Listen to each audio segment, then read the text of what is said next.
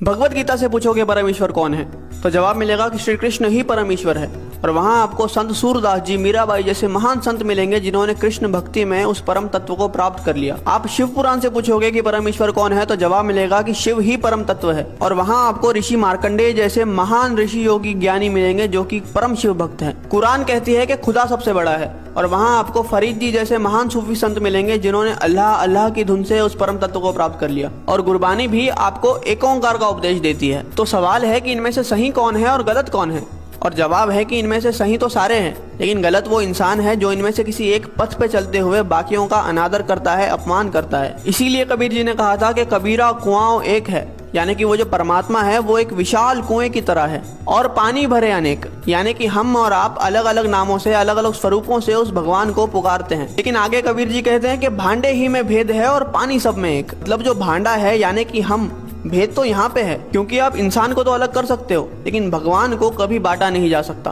अब प्याला चाहे सोने का हो या पीतल का, उसके अंदर जो पानी है वो तो अंत में प्यास ही बुझाएगा। लेकिन अगर हम इस बात पे लड़ने लग जाए कि किसका प्याला ज्यादा बेहतर है, तो ना हम पानी पी पाएंगे और ना ही अपनी प्यास बुझा पाएंगे। जैसे दुनिया में हर जगह पे अलग अलग भोजन खाया जाता है, लेकिन हम कभी भी किसी और से जाकर इस बात पे तो नहीं लड़ते कि आप हमारी तरह भोजन क्यों नहीं करते, क्योंकि हमें पता है कि चाहे भोजन अलग अलग है लेकिन उसकी भूख और हमारी भूख एक जैसी है। हो सकता है कि वो ब्रेड खाकर अपनी भूख मिटा रहा है और हम रोटी खाकर, लेकिन उसका असर जो हमारी बॉडी पे होगा वो एक जैसा ही होगा। इसलिए हमारी पेट की भूख तो मिट जाती है लेकिन हमारी परमार्थ की भूख कभी मिट ही नहीं पाती। हम लड़ने में इतने बिजी है कि हमें खाने की, यानी कि उस भक्ति को अनुभव करने की फुर्सत ही नहीं है। कबीरा कुआं एक है और पानी भरे अनेक, भांडे ही में भेद है, पानी सब में एक।